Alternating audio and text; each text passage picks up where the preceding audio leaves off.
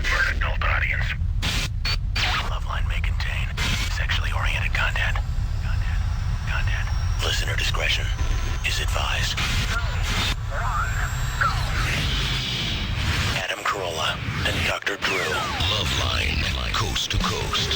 Hey, it is Loveline. The phone number here is 1-800-LOVE-191. I'm Dr. Drew. Monsieur Carolla will be here momentarily. I am here with the great pleasure of presenting to you Cheryl Hines from Curb Your Enthusiasm. And Cheryl is one of the rare guests on our show, actually knows our show, has listened to our show. I love this show. I was just telling Dr. Drew that I sit and listen to it in my car even when I get to my house. That is, are you okay? Have you seen a doctor recently? Are you okay? Need some advice? That's why I came to see you. Oh, my God. Yes, I'm here because I have to be here, and Adam, I have to suffer through every night with him. Now, again, Larry David is you play his wife, right? And this show is basically filmed without a script. It's sort of an outline of what's going to happen. Yes, it is. It is filmed without a script. So we have an outline of what the story, what's going to happen, and you just show up and. Is it like they tell you where you have to get? Here's the setting. Here's the problem. You have to get no, not even that. No. So usually, I mean, it takes some getting used to working like that because for the first 2 seasons, I would. I'm going to interrupt you. Isn't it though like the improv comedy where they go situation, profession, problem, go? No, it's not that either. People, you're a groundling, right? You were in the exactly. I was in the groundlings and. So it's not like improvising on stage when somebody just gives you a premise and a place. Yeah. So we know our place. I mean, if we're doing it in the living room at home, we know we're at home. But Larry might say, okay, in this scene, I'm going to come home and tell you my dad's coming over. You're probably not going to like what I have to tell you. But you don't know what he's going to tell you. Yeah, sometimes I have no idea what he's going to tell me. So we don't know where the scene is going. I love this show. It's Sunday night, 10 p.m., HBO. It's the 4th season currently running? No. This is the 3rd season running, and we're about to start shooting our 4th, season. How many shows in a season? 12 or 15? 10. Yeah. Yeah. You have to measure it in cable increments. I know. That's right. Well, when you're Larry David, you don't have to shoot a lot of episodes. I guess not. I've been both Adam and I have been bugging Ann, who books the show, to bring you or somebody from the show over here because we just both really enjoy it. That's so great. So that's nice. Show's been nominated for Emmys. Yeah. And you were from Florida. I am indeed. Yeah, Tallahassee. And you hear that you listen to this show, right? I do. And so you hear how we disparage Florida sometimes. We're really talking about Southern Florida when we do that. You know what I mean? Yeah. Why?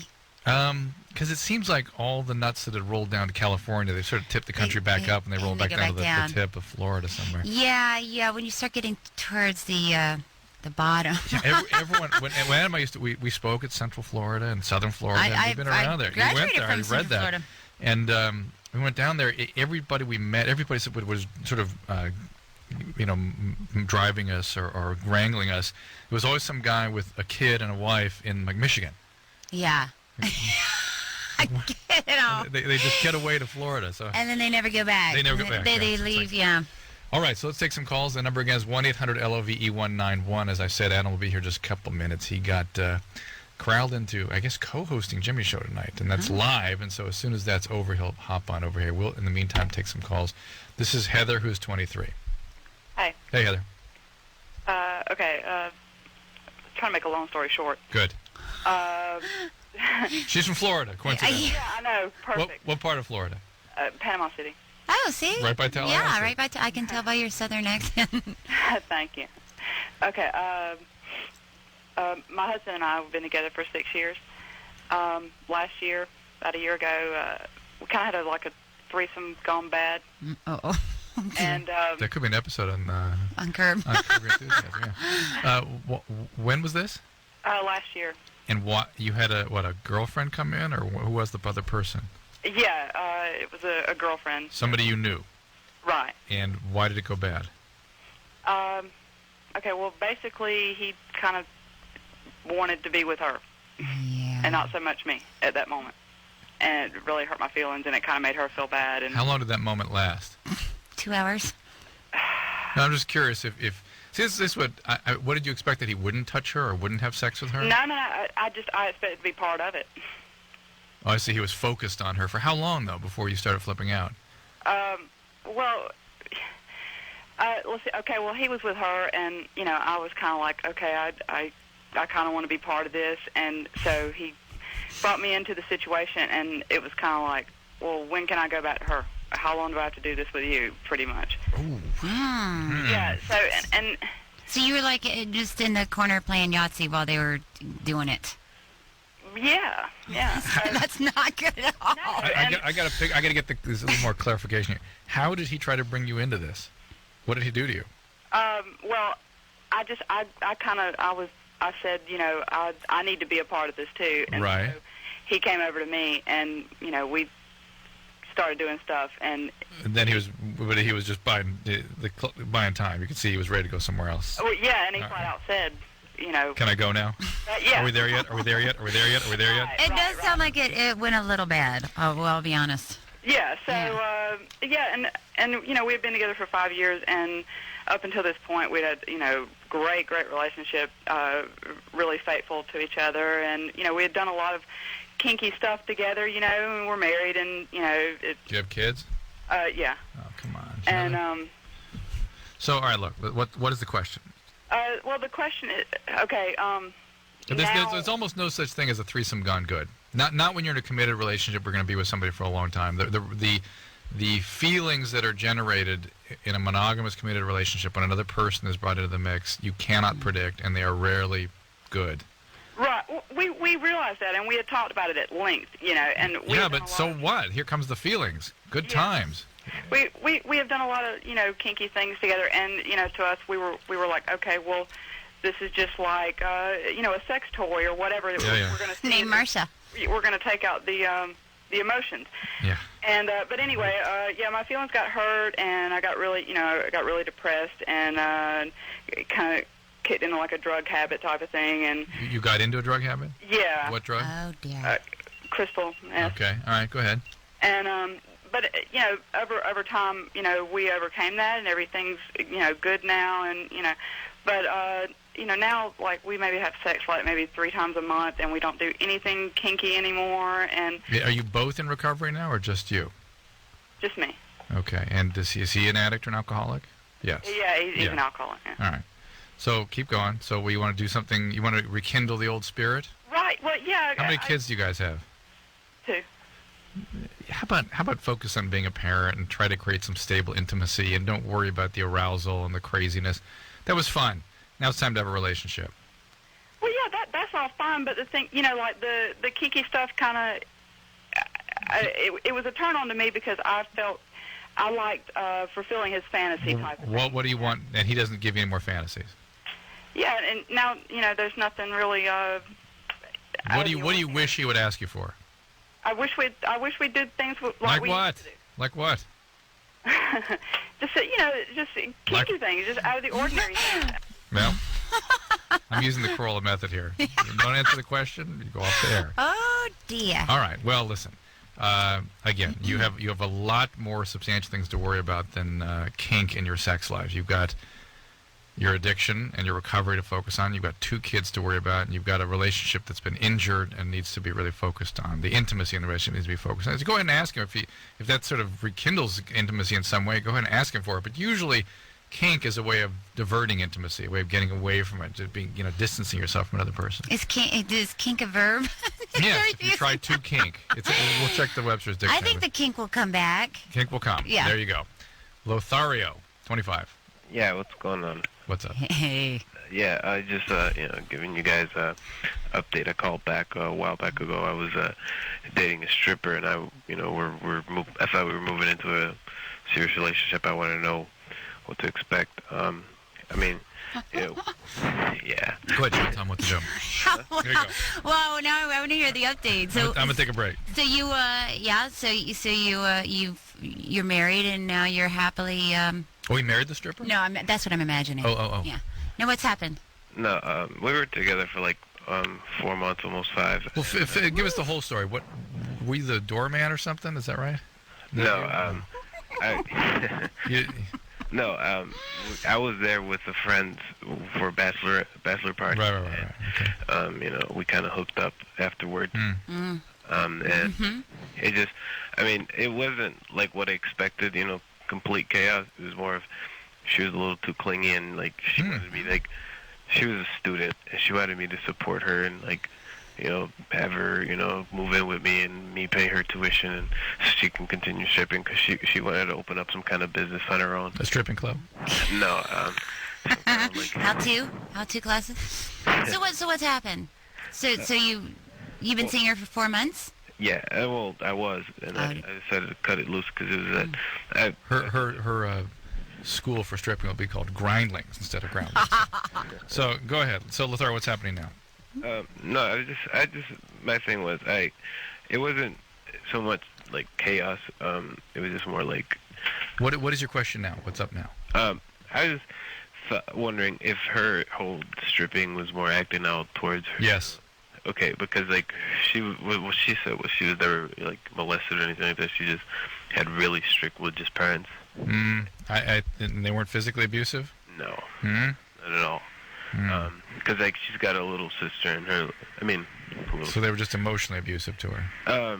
Possibly, maybe. You know how how some people can be so nice that it's almost like they're not even there. Like they're just like drones. They're empty. But right.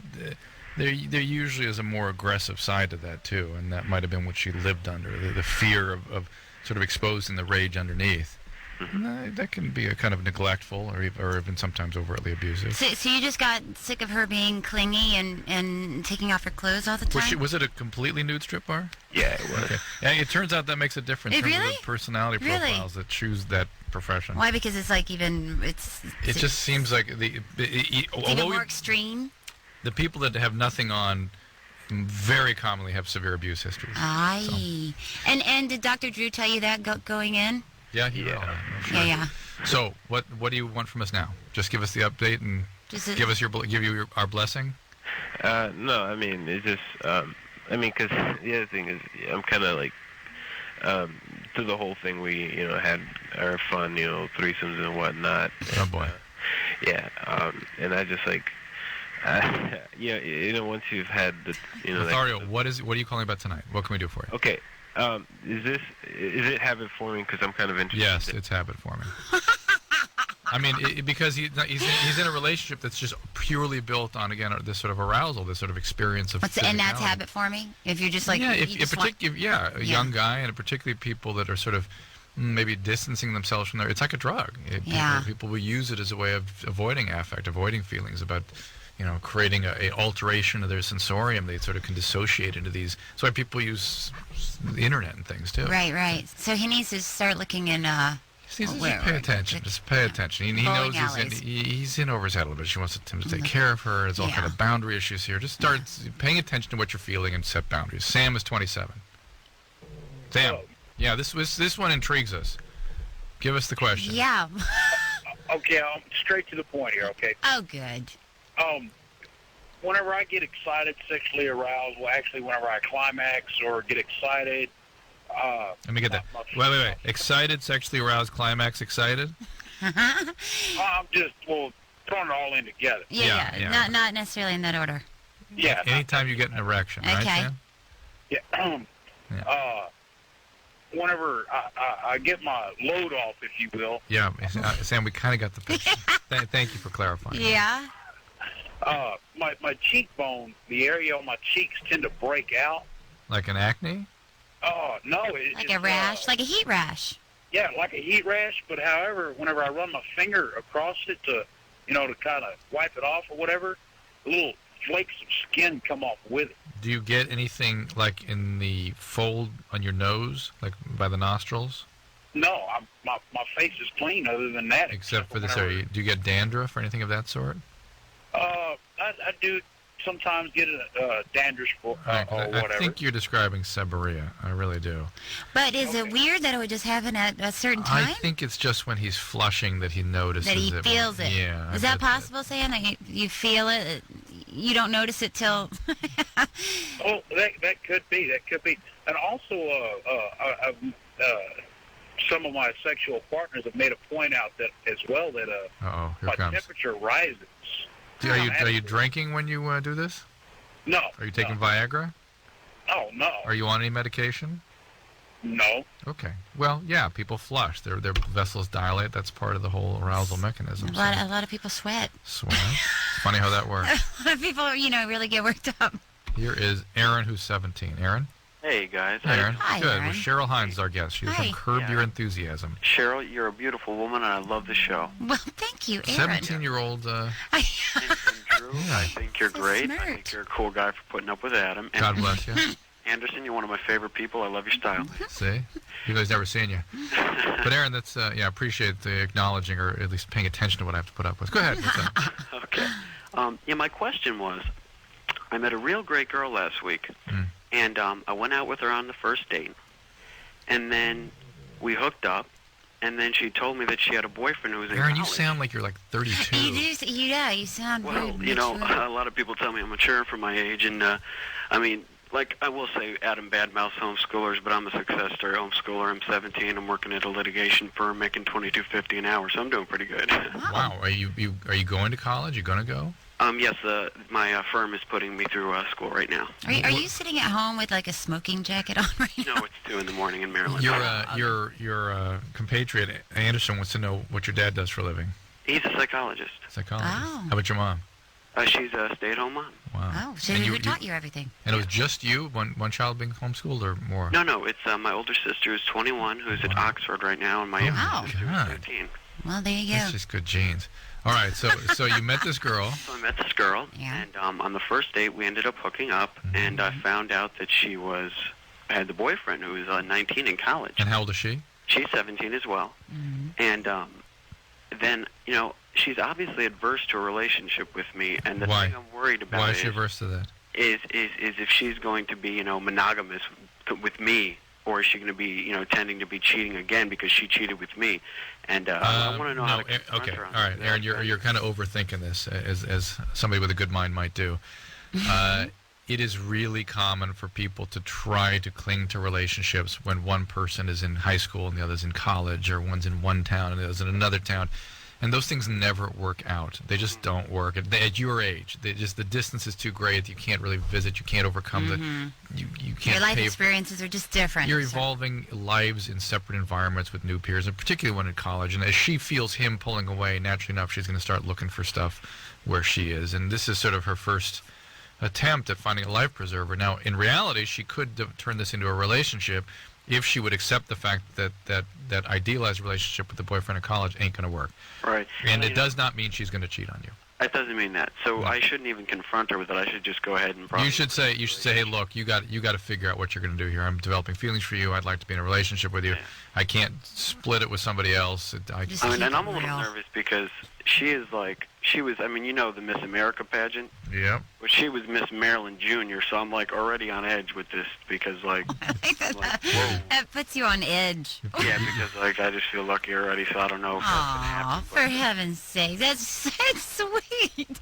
Listen, that's sweet, Aaron, but you can't. Don't worry about the Miss Junior pageant. It's you know what I mean? Quite a responsibility to burden, I know, Aaron. It's a shoulder.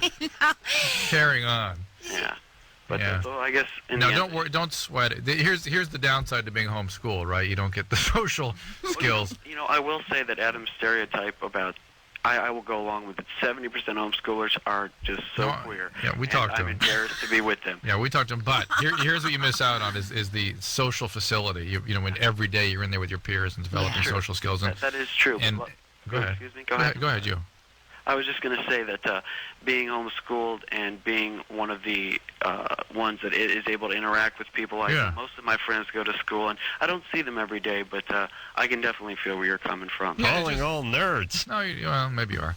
But again, just, not that you are not capable socially and have a facility. It's just you maybe are behind a little bit in some of the skill and sophistication about it, and that's why you're worrying about things at 17, 18 that you might have been worrying about at 16 or 15.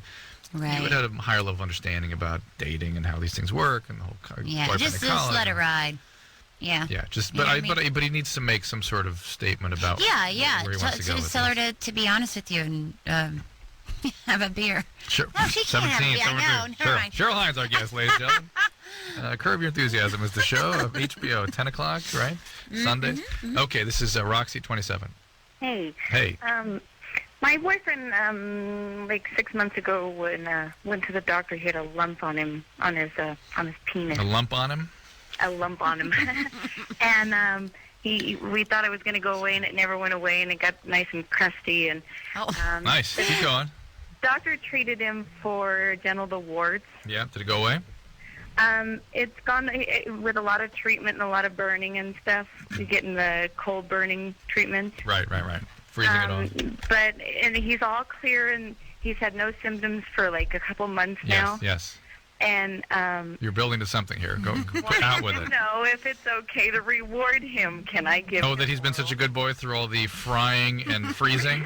Right. See, it's questions like this that make me listen. Calls like this.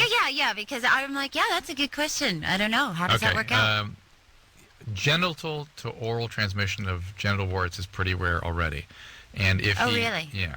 Oral, but genital is usually how it's transmitted. Yeah, so you can still get Roxy can still get genital warts, right? If you have sex with him without a condom. Right. Okay.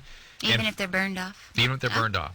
Now you're not as contagious if you don't see a wart, but he's basically contagious for the time being. A certain percentage of wart viruses go away after about 3 to 5 years or 7 years. Gotcha. But the ones that stick around are the ones that are associated with cervical cancer. So really? for Roxy, even if you were to get them in your mouth, it's not a big deal. But if you get them in the genital area, then that is how you get cervical cancer. Is that right? Yeah. We had been having sex for over a year before we even found out this was going on. And I understand. I have nothing. Well, you should assume you do, and you should talk to your gynecologist about it. Okay. And in terms of you being able to give him oral sex, that should not be a big problem. The probability of you getting something that way is really, really low. But the probability already is that you have the warts on the cervix, and you really need to talk to your gynecologist about that. So it's more dangerous for a woman to have them than a guy? Yeah, it doesn't seem to make any difference for the guy. Really? Although there's some evidence now that it may be associated with penile cancer. It's also associated with anal cancer. So if guys get them back there's more of an issue. But penile cancers, anal cancers usually occur like in 80, 90-year-olds, like later. Really? Yeah, because I can't. Never heard of that. No. Right? Yeah, never seen one of those, huh? I've never seen one of those. No. With the nephrostomy tubes coming out of their back. It's lovely. So it is something much more of an issue for women's health, and Gotcha. And that's why it's important for women to get checked all the time. And ladies. it is its contagiousness that is at issue for men, not that they're going to have problems per se. And there's some evidence. There's some evidence that if you are circumcised, you're a little less at risk of contracting genital warts. Is that right? Yeah. Wait, if you are circumcised, you're higher risk if you are not circumcised. We have to take a break. The guest tonight is Cheryl Hines. She is from HBO show Curb Your Enthusiasm, Sunday night, 10 p.m. She plays Larry David's wife. Yes. Anything we should look forward to coming up? Anything this week special? This season we're going to have a lot of guest stars that I can't tell you. You haven't invited us onto this show, but we love you want to come on? Sure. Okay. I'll talk to Larry. Oh, okay, thanks. But no script would be perfect. Yeah, exactly. You guys would fit right in. But the thing about Larry David is he's very secretive, and he doesn't like for anyone to know anything. I mean, I don't even know what the shows are about. Very interesting. Yeah. So, I can't tell you too much. All right. Well, be that as it may, keep watching. And in the meantime, we will take a break. When we get back, the call will be from. Let me pick a good one here. Yeah, pick a good one. Exploratory surgery. Wants to try anal sex with her. You want to do that one, or do you want? People love to talk about anal sex. This is Jason. A girlfriend wants him to try anal sex with her, but he's afraid. We'll be back.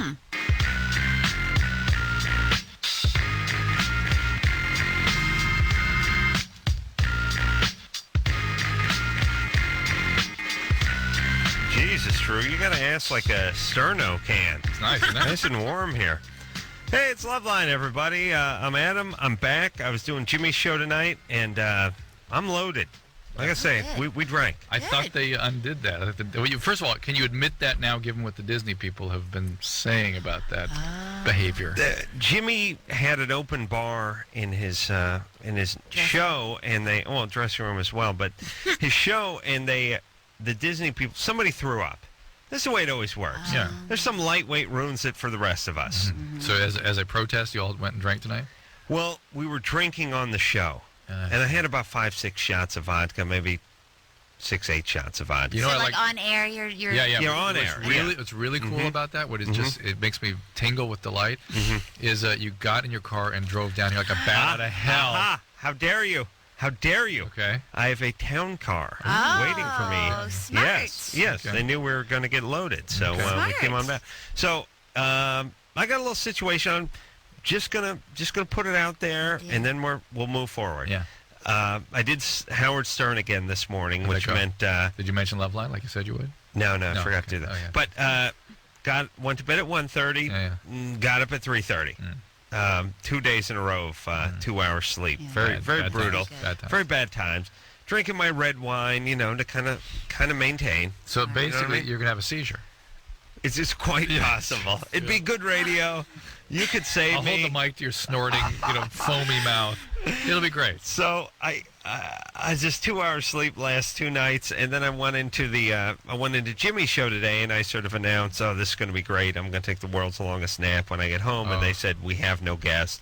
You must be the guest tonight, and we're doing some drinking." So it's How'd it go? Wow. How's the show? That is the peer pressure. show was fine. I had a lot of shots. I got a little buzz going, and I'm a little sleep deprived. It's going to be tough. You look good, though, I got to tell you. Look, Makeup does wonder. You wear it all the time. I know. They just paint out your bags under your eyes. It's great. I got my teeth whitened. You did. Just for the night. No, you had them. Oh, no. Don't start really? it. Don't start it, Cheryl. No, sorry. But Well, Drew, I was saying how much I love Cheryl. Yes, I told her right? how we love this show. We love so her. nice. Yeah, no, we were very excited about this. And I just pitched us being on the show. Yeah, I told him I'd talk to Larry. That's never going to work. That's right. Thank God I won't remember that. It'd be disappointing if I did, and then he said It'd be a no. letdown, I know. Right? But, oh, Christ, I think it's my phone. Oh, for God's sake. Well, I don't know. Here, let me have it. Unacceptable. Hold on, let me have it. Buzz Let me have going. it. Let me All have right. it. Quick. Hold on a second. Here's a phone. But I do love Curb Your Enthusiasm. Go ahead and get that. Who would be calling me at this hour? They know I'm doing a radio show. Sure. What's happening? We're getting ready to start shooting again. Let me. I'm sure you get praise heaped on you constantly for this show, not but enough. it's a great show. And as I was saying to Drew last I night, just noticed that. You see that lavalier? Yeah, you're still Mike. oh, I'm still wearing a mic. Be sure to broadcast it still, will you? Oh, okay. You need to what's your name again? Was it? I gotta turn it in when I go back. Kevin's the guy. Well, I'll be back at the parking lot about 12:30, Back at the parking lot. 12:15. This is college radio. Yeah. All right. I'm sorry. Okay, I'll tell that. Sure. Yeah. Not only do I Just stop by Kevin's house. I love the show, but I don't think you get enough credit for the job you do on that Aw, show. that's It's very nice. really you really are amazing on that very, show. very natural and very. It's just you know what it is. It's I know this doesn't sound like a compliment, but it's Cheryl is not a distraction. She. Okay, that's the booze talk. Remember we were talking? Yeah, exactly. No, but here's what I'm saying. Yeah, no, tell me exactly what you're saying. It's not a sitcom. Right. And it's supposed to be sort of almost as if the camera doesn't exist. Yeah. It's like real life. It's supposed to be real. And your number one goal, I mean, the best thing you could do if the camera isn't there and the live audience isn't there is not to be a distraction. No, to be real. Yeah. Is to be real, and Yeah. it's you really do play it as if the camera's just mounted on the ceiling, and we have no idea that this is a TV show. Well, thank you. Yeah, it's a compliment. It's a compliment. Well, on that show, we really don't go for jokes. Right. Because situations are so ridiculous. Except some people do. Yes, you're right. Once in a while. And that's when it's a distraction. You're right. And you those are see not the regulars on the show. Yeah. Right. When you hear a joke, it pulls you out of the moment a little bit. And Cheryl gets all her laughs in, but yet never pulls you out. Exactly. And Aw, that's the compliment. That's a lovely compliment. Thank you. Yeah, no problem, baby. What are you doing later? We blow this Like taco cleaning up your stand. Drew can dress I can dress handle the wound and let's hit the road. Jason, Yeah. Oh, yeah. you 28? No, 20. 20? Yeah, Adam. Just don't even try. I'll read the board. You sound hot. Me? Yeah. Jason, what's going on? What's going on? What's up, Drew? What's up, Adam? You all rule? Yeah. And what's up, Cheryl? I love your show. Well, thank you, Jason. And basically, I'm calling because I got a problem with my girlfriend. All right. We've been going out for like 3 months now. And she's, I don't know, borderline nympho, and she wants to have anal sex. What does borderline nympho mean? Basically, she wants to have sex like 10 times a day. 10 times a day? Oh, if I did it, she probably would. So that's Wow. she's sexually compulsive in some way. I was thinking about Do you want to hear? I'm not going to tell you tonight. Yeah, tell me. We're going to go on some kind of Tell me, buddy. loosely tied together No, diatribe. you tell me tonight, and then you can tell me tomorrow night, and I'll act interested again because I won't remember. I was thinking about things that make people sexually compulsive and how abuse and arousal kind of makes people go on a trajectory like Jason's girlfriend. Then I started thinking about neglect. I thought, the kid's got nothing but themselves. I thought, Adam. That's when the kid starts self-stimulating and sort of creating his own little arousal circuit. I beat off to relieve tension, Drew. That's what I'm talking about. It's a way to manage affect when you're alone. Yeah, put some affect right in the sink this afternoon. At Jimmy's show? Just trying to cut the edge. Jesus Christ. Different performers have different ways of dealing with stressful situations. Hey, Jason? Yes, sir. You don't want to give her any anal sex? Well, I've never done it before. Oh. All right, well, it's not something that's going to hurt you. Right. You'll be fine. Yeah.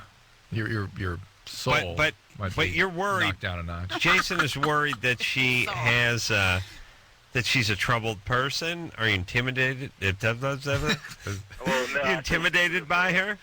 You can't articulate yourself any better than that. What's that, Jason? No, it's just I think of it more as an out-hole than an in-hole. Hey, you don't want to do it. That's fine. Then you don't have to do it. It's just all right. But I mean, if Adam's telling me it's going to be all right, then I'll probably go for it. Yeah, put a condom on. Well, please. it'll work. Wear a I condom. mean, you want to check it off the list, right, Cheryl? Yeah, absolutely. But you know what? You should do it in your own time. You know what's interesting? If you want. I don't work the guests as hard as you do, Adam. I don't throw the anal sex call right back to her. Right, Cheryl? I like that there's a gigantic checklist that you have to get. It's not work. It's include. Include. I beg your pardon. They were including the guests. Well, I think people do have a sort of sexual checklist that Men they do. get to. Men do. I think women do to some degree. But it's not as explicit. Men have a checklist. Right, but more recently, women want to try another woman. Women have they have to fill out a series of stories, kind of thing. You know what I mean? They have scenarios. They have scenarios, not a checklist. Yeah, but like we've talked to a lot of women, and more recently that they want to be with another woman. They want to play out the scenario of what it feels like to be with a woman. Guys like, my penis goes A, B, C, D. That's it. These things, that's where it goes, and that's my checklist. You have to narrate a kid's book, Drew. It would be nice. They're pretty My good. penis goes Yeah. A, B, C, D. You do a little hooked on phonics. Hey, Mike. Yeah. How old's Mike? 20, 28? 20. 20. 20. What's up there, brother? I had a few questions for Cheryl. Oh. One for Drew. Okay. Hey, do you know when HBO's putting out the DVD for Curb Your Enthusiasm? I've been emailing them like crazy, and they just... Well, your emails have worked, apparently, because I think we're going in to do some commentary for it, and I think it's supposed to be out in August or something like that. So, sooner than later. When's the fourth season starting? We start shooting at the beginning of March, so that won't start airing until September, probably. Cool. But you can watch the reruns. Of season 3. Yeah. Undoubtedly you missed some of those shows, or some part of them. Yeah, well, not me. I think I've seen every one of them. No. Once is enough. I got the idea. Sunday, 10 p.m. No, I could see it a few times. I mean, it's formatically, it's a really interesting show. I'm so tired of the sitcoms, I know. It's weird. It's like, it's not even about how funny something is anymore for me. It's about how it's being presented. Yeah. I've had an ass full of stand-up. I've had an ass full of sitcoms. I've had an ass full of vodka tonight. May I have you? His ass is really Oh, full. my God. It's like a steamer trunk. But I do... You know what I like about Curb Your Enthusiasm is it doesn't push too hard. Yeah. You almost can relax when you're watching it. Doesn't... Yeah. You know what I'm talking about when you're watching stand-up? You sort of feel like it's uncomfortable. I hope it works out. He's pushing. Oh, here comes the punchline. I hope it's funny. You feel obligated to laugh, and it's... Curb is sort of... Curb is sort of... You find your own humor in different parts of it, and you don't feel stress about it. Yeah, and if you just want to sort of sit back and enjoy it and watch it, that's okay, too. It's not like set up, laugh. Yeah. But that format was hard for people to get used to in the beginning. A lot of people were like, yeah, I don't know. It's hard. Some people said that you had to watch it a few times to really... Yeah. Good. Well, I That's think good. it didn't- People should be challenged. It didn't really. I mean, the first season, it wasn't a runaway hit. I mean, it didn't just take off. It sort of seemed like it caught on People more found it, in the second season. Well, it's interesting because Larry is, he's got his own way of thinking. And when we first started, I thought it was so interesting that our show is improvised and there's no script. And I said, we should get out there and tell people because I think that's interesting. And he said, no, I don't want people to watch the show because it's improvised. I want to watch it because it's funny. But he also didn't want to go out and advertise it. He wanted people to tell each other and it to catch on. And Well, I've never seen him on a talk show or making the rounds anywhere. no, he's highly uncomfortable in this type of situations. Yeah, well, I guess it's that sensibility that makes the show work. Exactly. All right. Well, that seems like a good place to go to break. Yeah, good time. I'm going to vomit. Empty Drew? your steamer trunk? Yeah. I'm going to empty my steamer and vomit. I want you, Drew, to put my wallet in my mouth so I don't choke on my tongue, I have please. tongue depressors in the car. You got that? Yeah. All right, You have to everybody. run out to your car. Cheryl Hines is here tonight from Curb Your Enthusiasm. HBO, 10 o'clock. Yeah. Different times. Sunday night. Yeah. You can just check the website. They'll tell you when it's on. Yeah. Well, you were at the Groundlings, huh? I know. Drew and I were just talking about. Were you at the Groundlings? I was till they kicked me out. And now look at me. I'm getting drunk on Jimmy Kimmel's show. You Groundlings can kiss my ass. You're getting the last laugh. Yeah, that's right. Yeah, I'll show you funny. All right, we'll take a little break. We'll be right back. Hi, this is Mark from Blink-182, and you are listening to Adam Carolla and Dr. Drew on Loveline. I have a really big dick. Hey, everybody, it's Loveline. I'm Adam Carolla. That's Dr. Drew. Phone number 1-800-LOVE-191. Cheryl Hines is here tonight from Curb Your Enthusiasm. Foster Brooks over here. A couple of shots on the show, it's cool. I'm Mel. Still doing You're my what? job. I'm Mel? I'm mellow, you know what I'm saying? I didn't know that was Short for something. Yeah. Yeah. I'm gonna start using that. Yeah, take care of business. You know what I'm saying, Andrew? Yeah, I do. Hey. You're looking good tonight, Drew. I gotta say. Stay away from chopped me. liver either, Well, baby. thank you. And you look like in your suit. Yeah, fresh. I didn't expect to see you in a suit here. Yeah, with honestly. makeup on. With makeup on. Yeah, I did the Jimmy Kimmel Live show tonight. They were a little strapped for guests. Somebody's called watching me you right now. Oh, all right. Oh. I had a Let's few see shots what's of going vodka on the show just to Jay, explain the he's slur. laughing. Just listen. Oh, Jay. Yeah, You're 22. What's up? I'm watching you. What are we doing? You and Jimmy get really drunk. Yeah, we did. We got a little That's pretty loaded cool. tonight. Sure. Cool. Oh, cool. I want my. Fryer, huh? Here, I may ask Jimmy to put my cards on his desk. You can get your people all worked up into their disease, and then hand them my card. And then you I help pitched them. you tonight, Drew. Oh, really? I said, put Dr. Drew on the show. Yeah. People love Thank you for Dr. thinking of Drew. me. They love. That's what I said. I swear. People love Women him. love him because he's caring and sweet and cute. Right, Yeah. right. He's attractive. Let's be And honest. then kids love him because you can ask him all kinds of questions and you don't laugh at him. He's attractive, though, right? He's very attractive, yeah. Yeah. Yeah. You're in it? I thought we. I know. I thought, we had something. Well, I'll make a decision by the end of the night. I locked it in Please. before you got here. Yeah, we had a lot of time to bond. Yeah. Yeah, that's all right. That's all right. We can undo that work. Yeah. That Well, you your did. makeup is gorgeous. Yeah. Jay, Your eyeshadow Jay, is out of this world. Thank you. Is he funny? Oh, God. Jimmy's so drunk. Is he really drunk, or is he just faking it for the camera? No, he got loaded. Did you ever see the Man Show episode where he was at Snoop's house getting wasted with him? Yeah, Snoop's getting a big kick out of the crappy ventriloquist. Yeah. Armenian Armenian comedian was on tonight. Wow. Oh, and was Snoop on again tonight? Snoop is guest hosting all this week. Oh. Is And, this show Sunday through Thursday, or is it going to be Monday through Friday? Monday through Friday. It just premiered on Sunday after the Super. Will there be a Friday show this week? I hope so. Find a guest. True. You may be on. There you go. Oh, he just raised his hand. Jay? Yeah. So, anyway, I'd what's rather up? get Do you have cricket. any questions or anything? Oh, just like, how was that?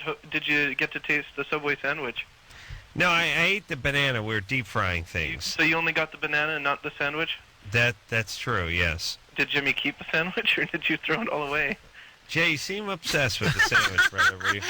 Were you ever violated with a hoagie when you were younger? What happened? Really good. It looks really good. Yeah. You deep I haven't fried. eaten anything for like 2 days. We deep Why? fried a lot of things. Speech writing. Speech writing. Speech writing. You can still eat while you're writing a speech. Yes. Who are you writing a speech for? For speech class. For yourself.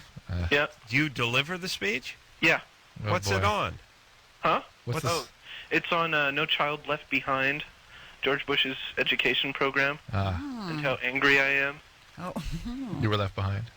Oh, maybe a little. I don't know. All right. You have the speech in front of you? No, don't, Adam. Oh, no, not the whole thing. I'm still working on it. All right. Yeah. All right. I Right. appreciate the opportunity to read it on the air, though. Yeah. Well, I was going to give it to you, but you know, I'm It's drunk. not done. My decision making isn't great at this point. I should say not. Yeah. Well, enjoy your goat's milk from now on there, dude. Thanks, everybody. All right. Good times. Yeah. Like it that. was the booze was put in a goat's milk container. Oh, goat's milk container. Yeah, above that's the good. board, but you know, when it came out clear, people got the idea. Get brucellosis from goat's milk, you know. What do you get? Brucellosis. What's What that? is Turn that? gay? It's a bad, yeah. Brucellosis? What is brucellosis? It's What a- it's a happened to bad Bruce? infectious What happened to disease. Bruce as a universal gay name? It moved on. What do you think we're on to now? Seth? That was your version. Dirk, maybe? Yeah. Cheryl, what's the number one gay name? I'm not sure you can generalize anymore. Yes, I don't like to generalize. That's people's right. That's names. right. That would be funny. Yeah. Yeah, you're not into that. But what about lesbians? Is there a gay lesbian Janet. name? Is there a lesbian? Janet? Yeah, that's solid. Janet.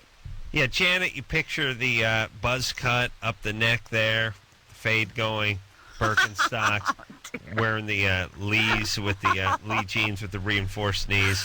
The right? chain. Oh, the my key chain. goodness. Yeah, Janet, solid. Yeah, that's good, Drew. Yeah. Drew rarely comes through, but Scott, Yeah, I'm right here. you're 25? Yes. Hey, I love the show, guys. Great. Thanks, God. All right. First, I want to say thank you to Dr. Drew. 2.5 years ago, I called in about some advice. I wasn't attracted to my wife anymore.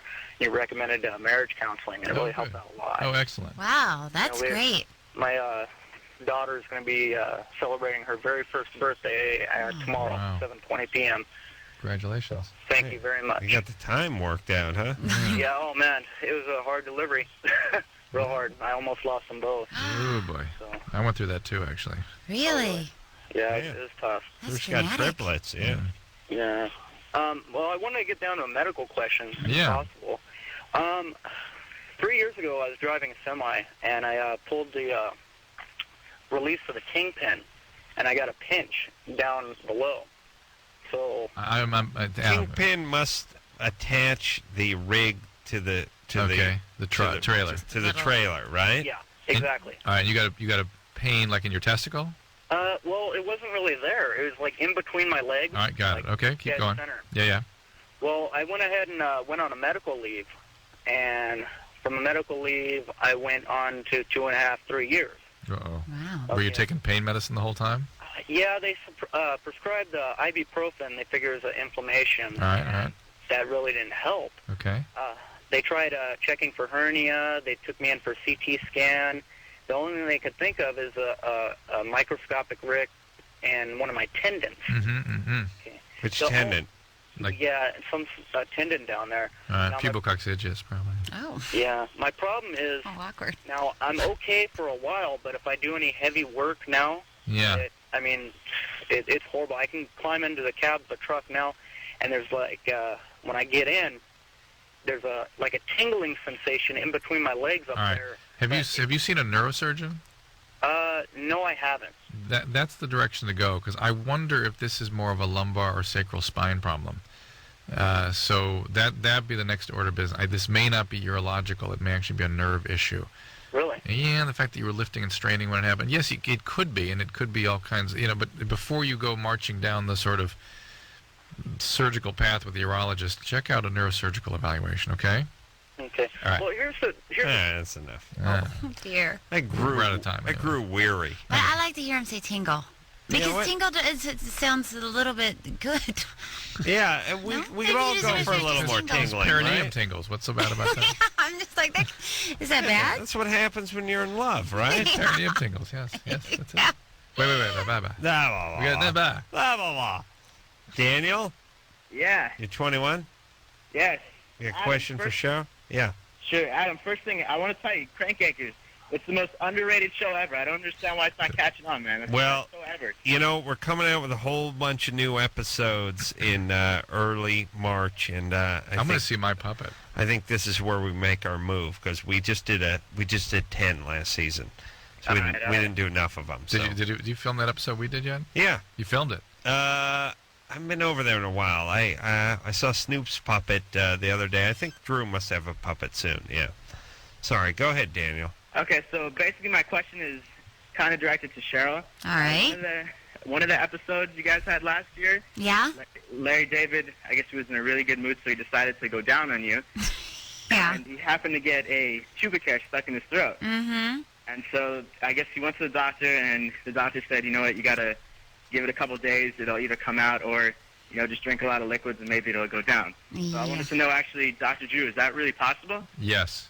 Drew, what would you do? What would you do if a pubic hair was in the back of someone's throat, though? Wouldn't you get it out? You could. You can endoscopy. Did they go that far in the episode? Yeah. The doctor said he could either go in and try to get it, or it should probably dislodge. Stuff can stick. Yeah. All right. Called Bezors then. Because that actually happened to somebody, and Larry thought it was funny. Let's take a little break. Cheryl Hines is here tonight from Curb Your Enthusiasm, HBO, 10 o'clock, whenever. And we're reruns now, right? Yeah. All right. So, catch as catch can, as Grandma used to say. Take a quick break. We'll be right back.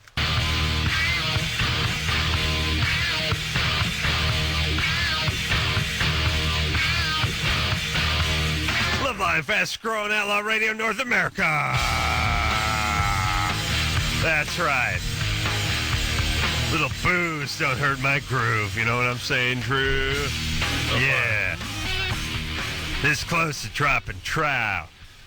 A girl can dream. Yeah.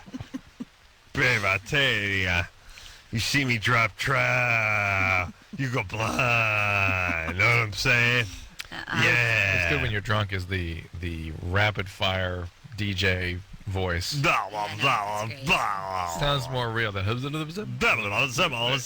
dropping trout. You do that better drunk than any other time. I'll tell you, this Curb Your Enthusiasm is a hell of a show. No script. That's how we do this show, though, right, Drew? No script. No script, buddy. No net. Outlaw, man. And let me tell you something right real quick now. The man, program director, they begged us to use a script. We're like, no script. We don't need a net, man. We don't need a net, man. We're flying without a static cord, right, Drewsker? That's right, dude. All right.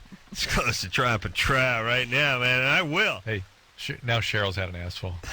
Okay. You know what I like on the morning show stuff in the zoos when the other guy's telling the other guy what a maniac he is? Yeah. Oh, you're a maniac, dude. No, you will. No, he will do it. No, you don't do it. He will do it. No, don't do it, man. This guy's a maniac.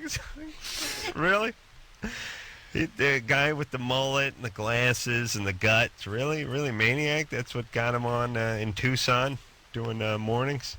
A lot of morning zoos. Yeah, that's where Jimmy started, isn't it? Oh, wait a minute. Hey, buddy. He didn't quite make it to morning, I guess. Cheryl Hines, everybody, from Curb Your Enthusiasm. Definitely one of my favorite shows.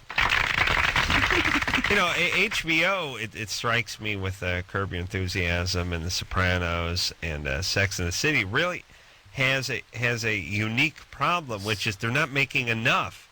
Like the public wants to see more Sex in the Cities and more Curb Your Enthusiasm, more 6 Feet Sopranos Under, and 6 Feet Under is HBO. Not sure where the public is on that, but it's like new season of Sex and the City comes out. They run 8, and then they go on hiatus for 6 years, and everyone's like, I know, it's weird, isn't it? They don't really stick to any sort of schedule or rules or which I'm sure is why a lot of the shows are great. It's the Sopranos weren't on for a whole year. I know it's amazing. So I mean the stuff I mean more than any other network, I think HBO has people sort of wanting them to put stuff back on. I mean you don't see people putting faxes in and phoning in ABC and want to know when According to Jim is coming. But they just don't care. It's like the reruns, same as the regular ones. They're retards that watch that show. They're like kids that can watch the same video over and over and over again. Do you know the difference? Like, do you know when According to Jim stopped and the reruns started airing? Or no, but Curb Your Enthusiasm and 6 Foot Under and Sex and the City and all that stuff. It's like People like, gear up for it. Yeah, it's over now. And then could be 10 years before the next new one comes out. Yeah. Yeah. You got a light of fire under people over there, Cheryl. Okay, I'll talk to Larry. You want me to call him? Yeah, call him up. Yeah, he would like that. And the new ones, you say September? Yeah, probably September. Holy Christ. Yeah. The last original one aired some months ago, did it not? Yeah, probably November. It takes almost a full year to... Yeah. You guys got to get it together over there. Well, Larry says that editing is really hard because since it's improvised, all the dialogue overlaps. And so, and, every time we shoot the scene, it changes. So there's no continuity. Yeah, so How many times do you shoot the scenes usually? It really depends. It could be as little as 3 or as many as 12. And how, as far as not having a script, and this sounds like a dream because you don't have to bring this big pile of crappy papers home every night and learn everything. And the thing about a script is some hack writes it, decides this is carved in granite, and now everyone's to stick to it. And then if you get off it, even if you do better, people are like, well, you did drop that line. Yeah. It's like, but that line sucked, and someone decided that was gospel. A couple days ago, yeah, but it really you don't understand. sucks. Later on in the story, it's going to be important. Yeah, that word comes back and it's vital. So that's nice, but I mean, what do they do? Just go, here's the situation. Your character's a little angry. And Larry... So, we were talking about this, but before you got here, we had this conversation. It'll be like, this is what's going to happen. We might run into some friends and they don't remember us from the party. Right. And that might be all we get. Right. Or she said, Larry, come in and go, I'm going to tell you something you're not going to like. Action. Yeah. But sometimes he won't even say you're not going to like it or you will. He's like, I have something to tell you. But so the scene will be about me coming in and telling you. That'd be a nice way to work. Oh, my God. Oh, yeah, it's great. It's great. Yeah, because really, as far as acting goes, the only thing that really sucks is memorizing stuff. And, being able to regurgitate on cue. Think about the way you and I'll admit I too like in entertainment performance context. It's just sitting down and doing it. Right. Any preparation. No. Brandon? Yes. You're 19? Yes, I am. What's up? Well, my girlfriend and I have been having sex, and, me being the guy that I am and having the things I want to do, I've wanted to switch things up. Talking about checklist. Anal sex. Checklist. Yes, with the checklist. Yeah. Mm-hmm. And I'm just a little bit concerned about it because I hear that, you know how the vagina is kind of like a rubber band and it retracts in and out? Mm-hmm. I look at it as more of a garbage disposal. That's me, though. I really enjoy the idea of a rubber band. What are you talking about, Brandon? Keep the bacon fat away from it. What are you talking about? When you have sex, the vagina actually stretches out. It expands. It doesn't stretch out. It expands. Yeah. Well, that's stretching out. Yeah, but stretch out implies that it stays stretched out, like it's stretched out. No, I said rubber band. It stretches out, comes goes back. All right. Okay, so what I was thinking is, like, with anal sex, is the anus, like, in the same thing? Like, we'll do the same thing that the vagina does. Yes, it expands and comes back. Brandon. Yes. What about when you take a monster dump? Uh-huh. You think you just walk around with a porthole in your ass the whole time? I'm not sitting there with this major turd sticking out of my butt all the time. Yeah, but you take the major turd, the anus expands in order to expel the major turd, and then it closes back up again, right? Yeah. Same idea. Same thing happens to the vagina. Okay, well, a baby's head is sent down the canal, and it they springs come out back. the ass. No. What are you talking about, Drew? Good times. You gotta be high, brother. This close to dropping trow on you. Cheryl would dig that if I dropped trow right now, right? Very much so. Don't make me drop trow. I'm hoping you don't. Phil? Yes. You're 20 or 30? What is that, Drew? 30. 30. 30. What's up? How are you guys? Good times. What's up? First of all, Cheryl, I want to tell you look fabulous at the Globes. You're gay. That's you. But You look great. You got a lot of Thank fat you. hags chasing you, right, Cheryl? Gay Yes. guys love you. The gays love me. She was Thank you. she was a cosmetologist at one time. Oh, I that's went to why beauty they love school. her. Oh, yeah. Okay, here's my question. I have a connective tissue disorder. Which one? I don't know if there's a name for it. It's just been described as such, nothing more. Is it called mixed connective tissue disorder? Yes, mixed, All right, because that's there's fine. some sort of... Yeah. All right. Okay. Nobody but you and me know what we're talking What about. is that? We want to know. Drew. It's in the spectrum of rheumatoid arthritis. It's mixed. MCTD is basically sort of an overlap between like a lupus and a rheumatoid arthritis and a boring seronegative spondyloarthropathy. All right. Well, this is the unboring part. The unboring part is it's affected me neurally, and when I achieve orgasm, I only sense it on the left side of my penis. Do you have sort of an... Wow. Did they think you had ankylosing spondylitis at one point? Oh, my God, I haven't even heard that one yet. Okay. Because that's the one that's more associated with neuropathic changes in the pelvic region. Okay. But yeah, this can be. Yeah, sure. It can get- What about this left side of the penis? Because doesn't have to be symmetrical. But thank God he's got one side remaining. One side going. Yeah, Right. barely. you gotta look at the hampers half full. That's right. Half empty. What medication are you on? Right now I'm actually on blood pressure medication, which I don't think is serving the condition. It's just helping my blood pressure, of course. But I have felt better since being on it. But I'm not getting the sensation on the left side of the penis part, because when you have an orgasm, you don't really... It's not on the penis. It's not on the penis. Yeah, it's weird. It's hard to describe. He means in order to achieve the orgasm. Oh, like stimulating one Does side. he mean that? Yeah. Is that what you mean?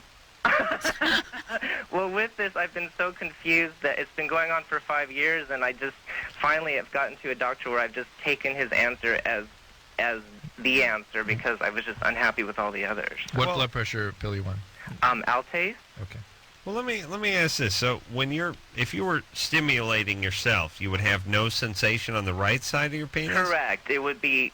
I wouldn't sense anything on the right. I don't feel anything in the right hip. I also don't feel any. I have weird or dullness in the joints on the right ankle and right wrist. It's all very right-sided, not so much on the left. Sounds like MS. Did they think you had MS at one time? They tested me for it. I got tested for it several times, and they ruled it out. Thank God. All right. Very Yeah, good. but you gay? Yes. Yeah. Is it all? Shocking. Is all your symptoms below Big the Cheryl fan, though, below right? the waist? No, they're mostly from the midsection, like the mid-torso on Does down. it get worse when you take like a hot bath? I don't see much improvement when I take a hot bath. But they've done MRIs and things in your back. MRIs of the brain, of the back? spine. All right. Everything. You're gay. All right, true. That's the he said that. diagnosis. All right. You got a boyfriend? No, and that's another thing. I don't choose to have one because there's no fun in that. There's a syndrome called foie à la joinine. Yeah. It's abnormal vessels in and around the spine. They can push on the nerves below the... But can't you have sensation with orgasm? Yeah, but it's very dull. Not as I remember it. It's very dull and unexciting. So you're not really inspired to have sex? To date people even, It's, Really? Yeah, it's pretty pathetic, Cheryl. Oh, you need some emotional support. Yeah, you do, girl. I mean, guy, girl. But listen, Phil. Get out there and date. Why not? Yeah, why not? Why not, Phil? You get to You got one side working. Let me tell you about sensations. It's all Please, about please, orgasm. tell us, Adam. What? What about the sensation of looking into the eyes of the one you love, or walking on a beach, It's sidebar. or starting a fire? Yeah. Okay, you're trying to impress Cheryl. Yeah. You've never said anything like that ever in your entire effing life. No, it's all cornholing and anal And poppers masturbation. for Right. me. Yeah, Yeah, okay. if I'm gay. Okay, let's be honest here. All right, go. Hey, I'm saying, when you have a Labrador puppy and you're running along the beach with the person you love and you're dreaming. throwing a piece of driftwood out in front of you, and then later on you start a fire. That's what it's all about. Yeah. Mm-hmm. I make Who my... cares if you never have sex with that person? It's not important. That's not important. It's the companionship. That's the important part. The cuddling. Yeah. Cuddling. When two become one, that's what it is. All right, That's what it's try about. this on a night when you're not so loaded. It's not working. It's not working. Two came one, baby. Here you go. No, it's something to think about. Just go back to drop and trout. EJ, 24. Hey, how's it going? Good. Love the show, guys. Great. I was calling because I had a wet dream, and it was brown. Like, semen was just brown. Yeah, that's blood. This blood? That's blood. Brown semen is bloody, old blood, basically. And that's not at all uncommon, and it doesn't necessarily mean a damn thing. However, it's worth getting it checked out just to be sure there's something going on. Well, like, and I didn't, like, hurt myself or hit myself or anything, but... EJ, I'll repeat myself. Men frequently will have a little bit of blood in the semen, and it will look kind of brown. So it doesn't... Not me, baby. It doesn't mean anything. Adam's is pearly whites. Pearly white. That's so interesting, though. There's another thing. I had no idea. And it's rarely normal. indicative of serious problems, but it's Really? always, of course, worth checking out. Interesting. My family doctor, I asked them, and she said that it was because I didn't ejaculate for like 2 weeks or something. So if you don't ejaculate like every week, then that Yeah. Seed goes bad. Seed gets gets more yellowy and tapioca-like that way. Oh. That sounds delicious. And that could look brown, I suppose, but it's... Why aren't you beating off, EJ? You're 24. You're in your prime beat-off years. I have a question. I'm not a big prescriber and beating off like How old can a guy be and still have a wet dream? It can happen anytime. 90. But Really? Yeah, just if he's not, the plumbing's not being evacuated, God takes care of it. And is it just? And is it It's a buildup. It's a buildup, and so you have a dream. And do you remember that dream? That in your dream you're mostly. Most guys kind of wake up, they arouse at some point, and oftentimes so do. Yeah. And then you wake up and it's done. Happening. But they are happening or done. Or done. And men have so there's a buildup. There's sort of a tension and more arousal and stuff, and eventually there's just body takes Really? care of it. Well, but less and less frequent the older you get. Yeah. I mean, there's when you're late teens, early 20s, that's when it's really happening. Yeah, but it's a slow decline after that, and really the reason it's not happening is because you don't let it. Guys don't get to that point of they're having sex with someone or something. They don't let it build up. You mean? It's too uncomfortable. Oh. Yeah. How long can a guy go without ejaculating? Till it's uncomfortable. Adam's personal best, 2 days? 17. No, I did 17 hours. Wow. 17 hours, and then it was highly uncomfortable. But is it by law you can feel it? Yeah. Really? Well, women get let me tell you, you can feel it. Yeah. It's not like your balls hurt or No, anything. it's you just start It's thinking about stuff. As your mom calls, it's like, yeah, what are you wearing? Seriously. You start having these crazy conversations with women. Hey, man, what do you mean? Where are you going? Don't be uptight.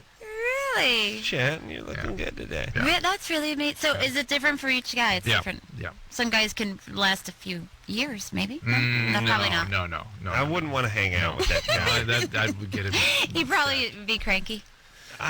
Something, or he would either be pent up or shut down. Normally shut down, I would right? think. Yeah, I would think we'd measure the upper limits in weeks. Really? Interesting. Oh, yeah. Very interesting. Yeah, those days are like dog years. No. Yeah. Tell a story about, was it Wheeze that the shirt? Oh yeah, my buddy the Wheeze. He we made this shirt once. I don't know why. We must have been bored. It was like one of those reversible junior high athletic department shirts. It was like green on one side and gold on the other. Yeah. And we decided to make a contest so you could. It said cold jerky on it. It's a day number and these Velcro numbers, so you could go the longest without beating off. And did that include wet dreams? You had a wet dream, were you disqualified? We never really stipulated that.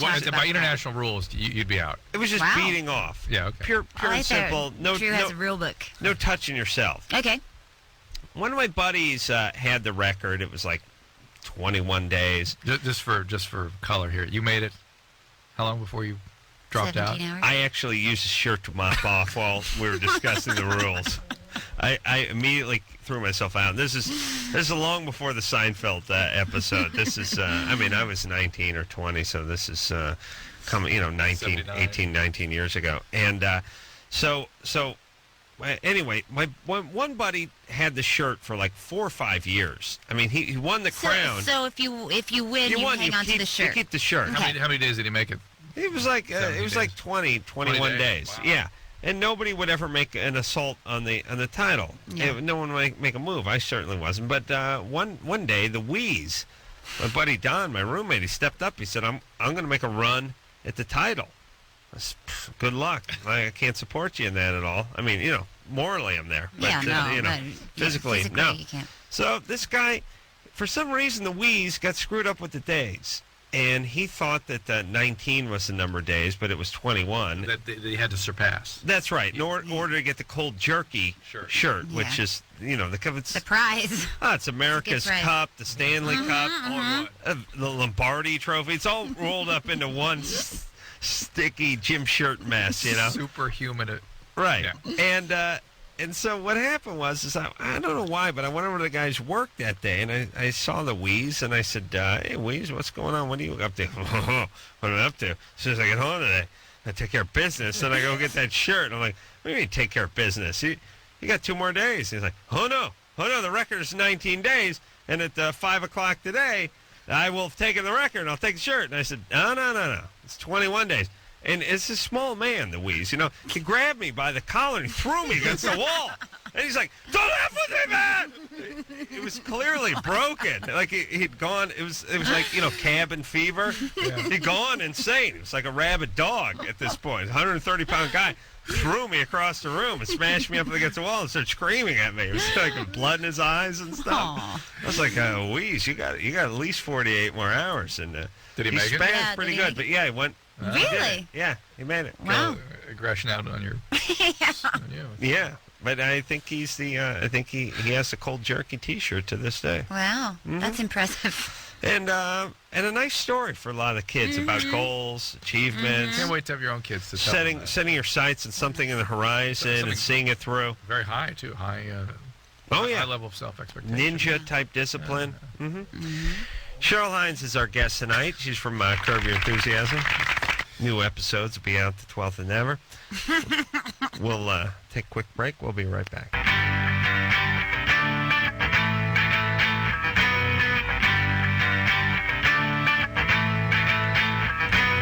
Hey, everybody. It's Loveline. I'm Adam Carolla. That is Dr. Drew. Phone number 1-800-LOVE-191. Cheryl Hines is our guest tonight. She is from Curb Your Enthusiasm on HBO, 10 o'clock, whenever. It's, I'll tell you, one of my favorite new, when I say new, it's a couple of years old, but it sort of slid under the radar the first season a little bit, and then came on like gangbusters. And I gotta say, to the credit of the Academy or whoever does these things, it's getting recognition.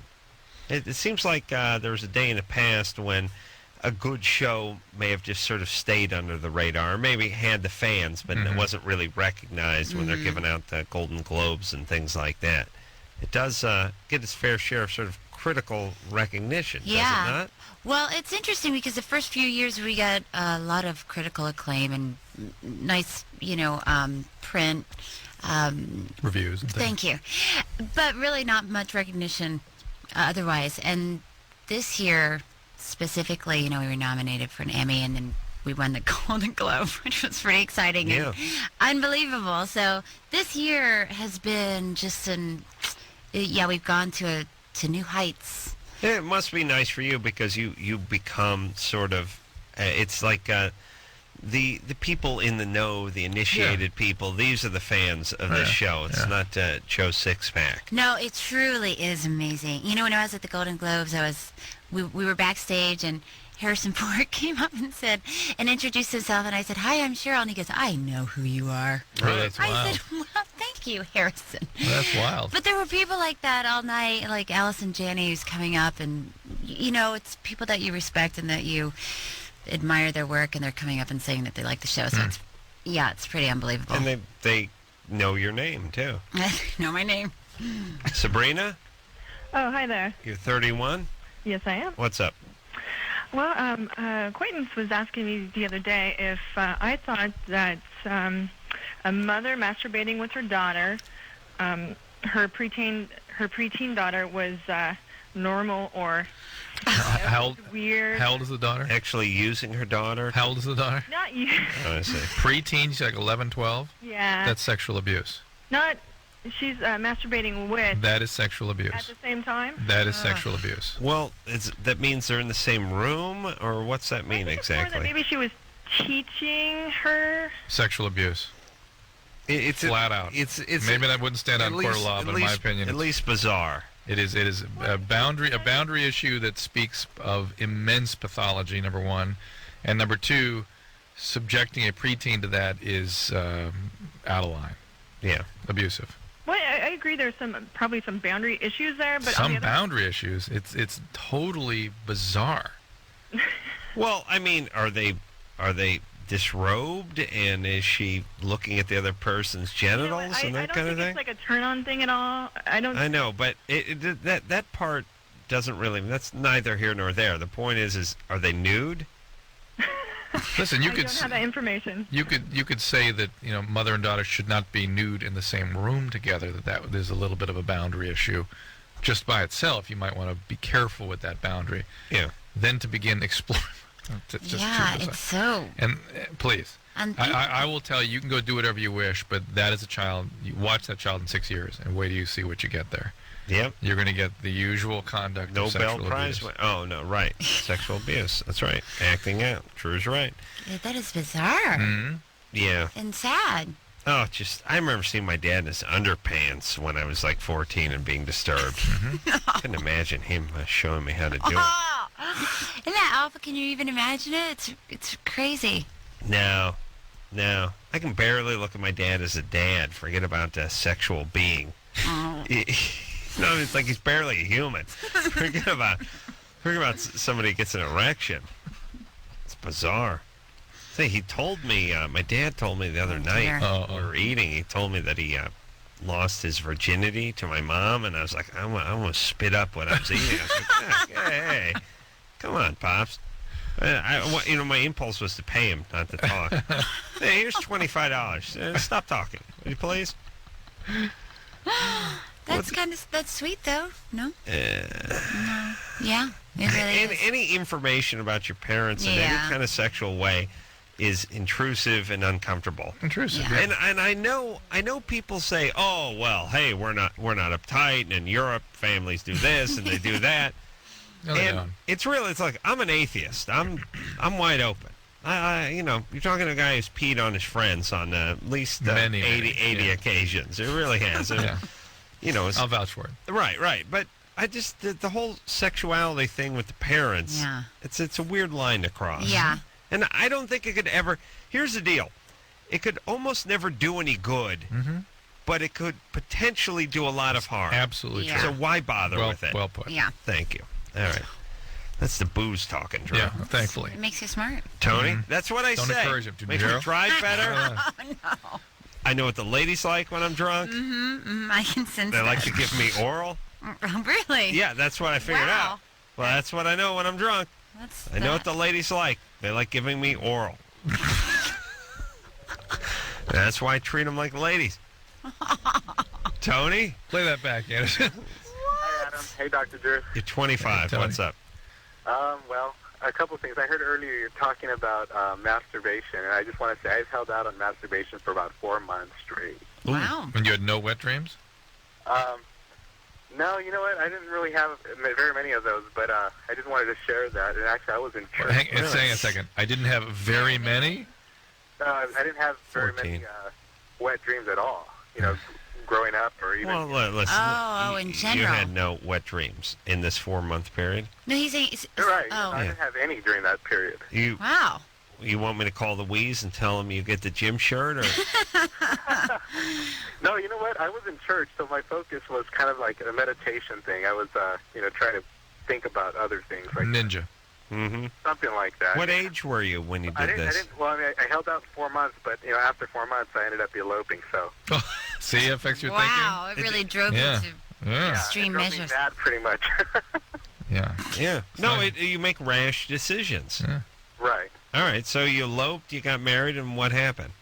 Well, everything's been great, but basically I just want to kind of take my exploration of sex to another level. I'm not trying to have a threesome or anything like that, but basically I do everything she wants, and I think it's about time she started doing some of the things I want. What does she want? Well, but what she wants him to do is not give it to her in the ass. So that's not. So it's time she start doing things he wants. Right, which is not doing things she doesn't want him to do. Is this the bottom line? Well, what does she want you to do? Well, that's not an Well, we're just curious. What is it that? Yeah, you do everything. You're so giving. I go down on her and. Oh, boy, it's the sacrifices. Wow. My God. Get out the Congressional Medal of Honor. Not more than a minute, I hope. On this man's tongue. How long you do that for? So I guess what I'm asking is it really much to ask if I start maybe pushing the idea of her, swallowing? Adam, you need to educate this young man. Yeah. I know what the ladies like. They like giving me oral. Yeah. It's going to be my outgoing message tomorrow. Well, look, do you need her to swallow or do you need her to retain? You know what? I don't think I think it's just as long as she could stop being afraid of it. Right. I'm missing the thing. So she doesn't. Here's what women. Here's what men. Hold on, quiet down. Here's why men are retarded. Is they try to talk women into swallowing when it comes to oral, and that sounds like such a commitment. Nobody. Sounds gross. It sounds grotesque. As a guy, you'd think, no, I would not want to participate in this. But really, it's not important where it ultimately ends up as long as there's no interruption in the oral. Right. See what I'm saying? So you don't want to you don't want somebody to stop right before and go, I'm out. Right. So what happens is guys say, will you swallow? The women are like, no. Right. And so they stop midstream, and there's an interruption right at the key climactic point of the relation. And so really what guys should say is, will you transport? Will you receive? Will you receive and then transport my cargo into the toilet? Yeah, that seems reasonable. Very romantic, too. And very romantic. But it's like I always say, you take a swig of bad milk in the fridge, you don't spit it all over the refrigerator. You make your way to the sink, you do that. You go to the sink, you open your mouth, you drop it out in the sink, and you rinse your mouth out. This is like a swig. No, it's just like a swig of bad milk. But yeah.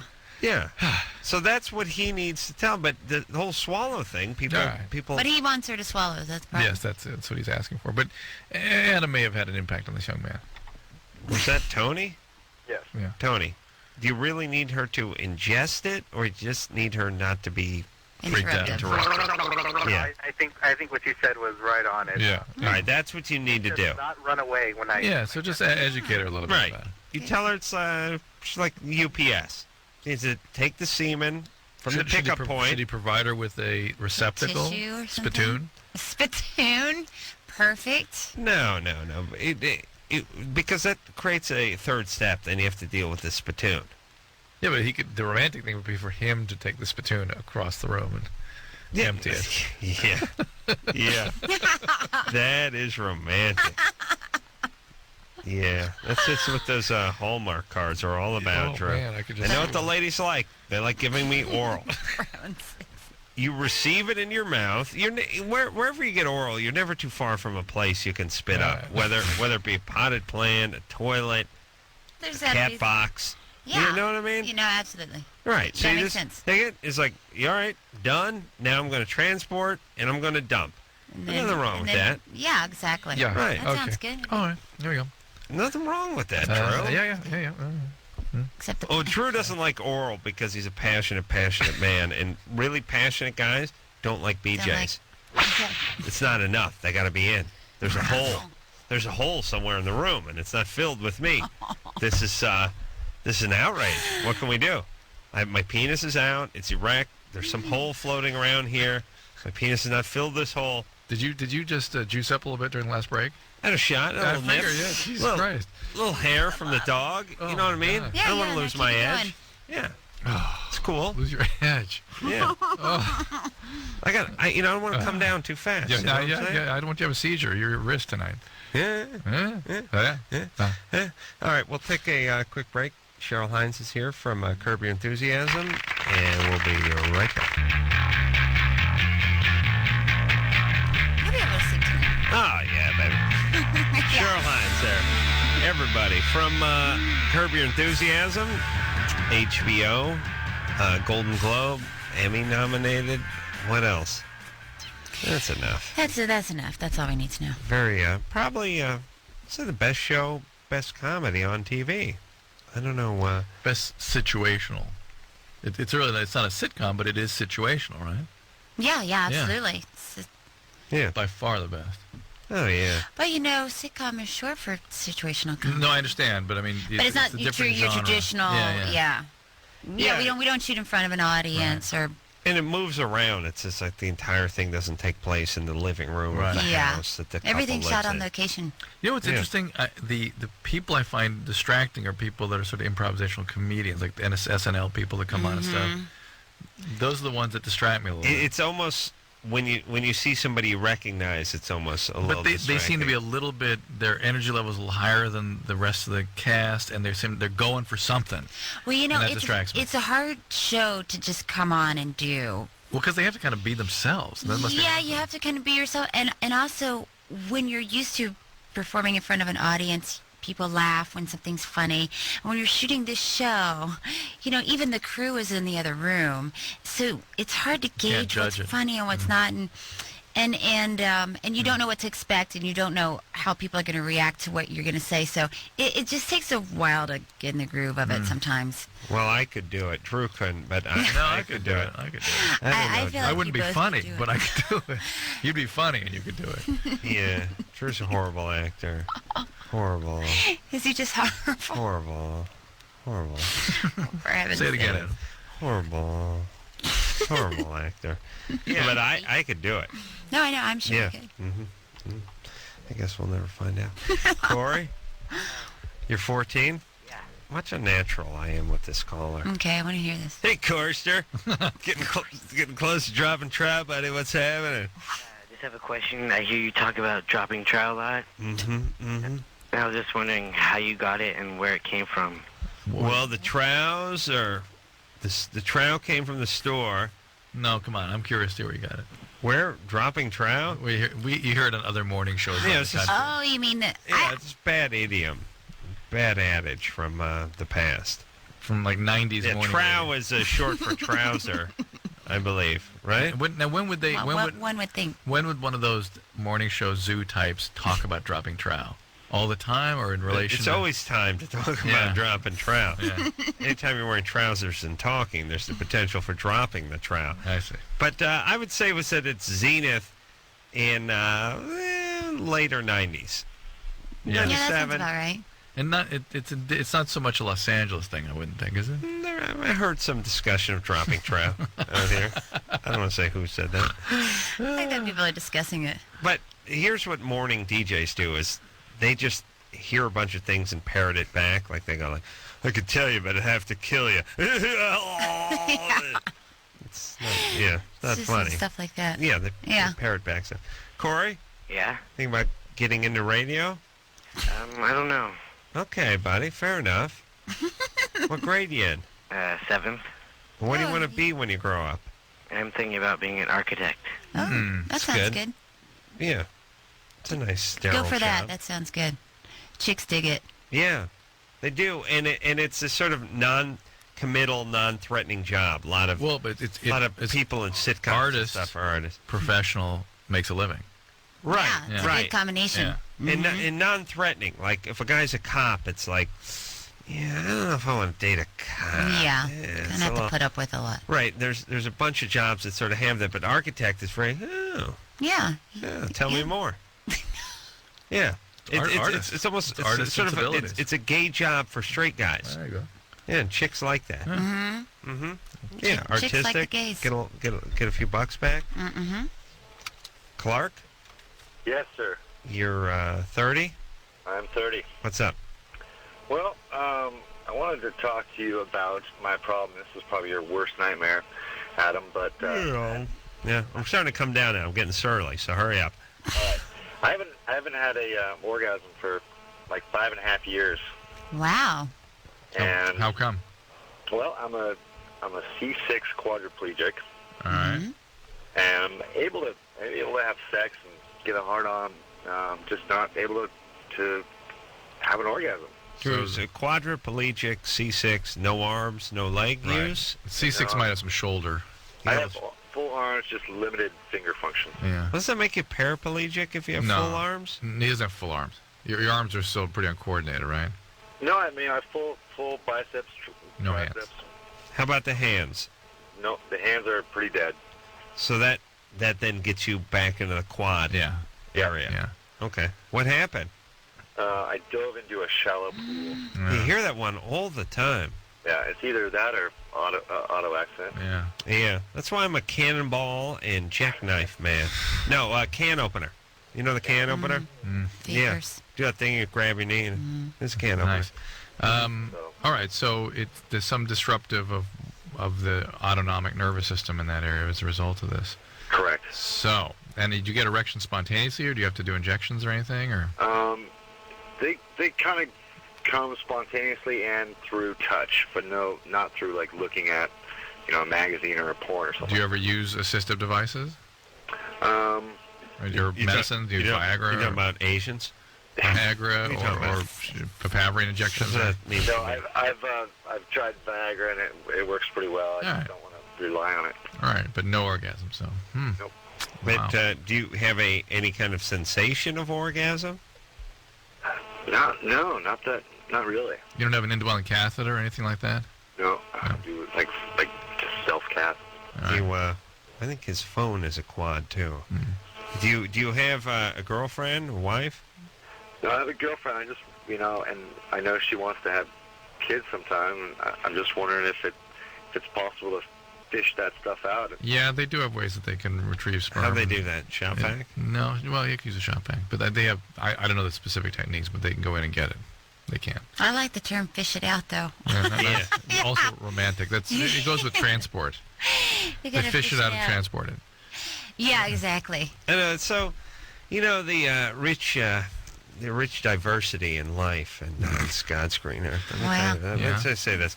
10 minutes ago we're talking about too much semen. It's a nuisance. You got to transport it. What we're going to do with it? Now We got a landfill full of semen. Now this poor son of a bitch can't get any out. Can't produce it out. That would be the greatest day of his life. The what to do with my extra semen conundrum that many of the women have on this show, right? Yes, Drew? Yes, show. Yeah, So if you don't ejaculate, then when would one stop producing, or just stop having, like if you still produce the sperm, you just won't produce the semen so much. But And the like sperm kind of gets resorbed. If you were doing it, do you just like at some point go, all right, we're done? Usually. What does he do? We can ask him. How does he know what he's done? Yeah, this is my question for a lot of lesbians too, who don't have orgasm. Well, either I go. Clark? Either I go till I get soft, or I go till she's done. I gotcha. All right. Do you enjoy yourself? Oh, absolutely. Oh, well, that's. Can you give her oral sex? Oh, totally, man. Oh. Well, you're probably good at that, right? Champion, yeah. Yeah. I'll tell you, that's that means a lot. Yeah, that can. That means a lot. It does, They right? can make up for a lot. I say this all the time. Honestly. Handicapped people are the best employees. They get there early. They overcompensate. They leave late. They don't steal any crap. Show me an able-bodied guy. Show you a lazy guy with a bad attitude. Like, look at it this way.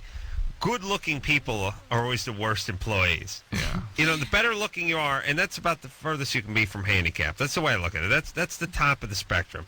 Super hot chicks, horrible employees. They know they don't need to be there. They don't need to listen to you. They can do their own thing. You're right. Right, yeah, they get away with everything. Right, they get away with everything. And guys do that too. You show me some troll broad, I'll show you a hard worker. And then you bring it all the way down to some, chick who's, has to be pushed around on a gurney and has to operate stuff through a straw and stuff like that. That's a hard worker. That's what I'm saying. And orally, same thing. So it translates into good oral sex. Sexual. Yeah, of course. Right. Yeah, let's take the next call real quick. Once in a while, there's an anomaly. Good-looking guy, suit hangs well off him, still doubles down on the oral, still knows how to play. You don't trust him, though, you? I'm talking about myself. He's got the suit on. We're in the suit. Use your brain, brother. Well, he said good looking, I know. It's part of the rap. Yeah. Jennifer? Hi. You know, women are very, very susceptible to the power of suggestion. What's up, Jennifer? Okay, well, I have recently become really interested in gay porn, like male, and I'm a straight female, and I'm just kind of wondering, I don't know if it's by coincidence that I just, came across it and started watching it, just realized I was interested, and I always have been, I just now found it out. What do you mean interested? What does interested mean? Translate that for us. I get off on it. Okay. Masturbate to it? Yes. What do you mean? But where did you just come across it? Well, it was one of these package deals where you buy so many videos and they kind of... I don't know if I got it free or how it works like that, but... Yeah. No. All right. You enjoy that. Do you have a boyfriend? No. You think you may be lesbian? No, not really, and I thought about that. It doesn't really do much for me. And do you masturbate to the more graphic parts of it? Yeah. Really? Uh-huh. The real serious cornholing stuff, all that act against God, nature kind of stuff? Yeah. Really? Yeah. Wait, how old is she? 24. 24. All right, What do you think, Dr. Drew? It takes all kinds. That's what I say. Well, whatever gets There you go. you going. I have no specific read on that. Once in a while, something, half the time something's up with someone like this, and then half the time she just takes it.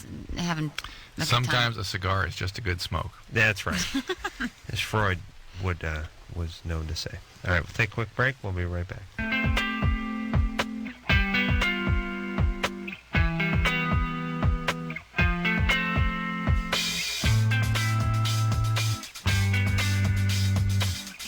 There, buddy. That's the show. All right, well, now I'm sober. Nowhere to go. Or at least getting there.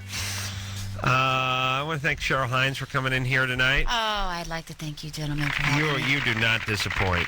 Oh, Adam. I was looking forward to meeting you, and then I got drunk and forgot you were coming in. To be honest with you, but I'm glad you're Thank here. you for your honesty. Some crappy band from England or something give me a hard time. You know what I mean? Yeah. I wouldn't be able to tolerate much that better. tonight. Yeah. All right. So, Curb Your Enthusiasm, HBO, around 10 o'clock, and Sunday. Just find it. It's really best comedy on TV. And until next time, this is Adam Carolla for Dr. Drew saying mahalo. I know what the ladies like. They like giving me oral. This has been Loveline.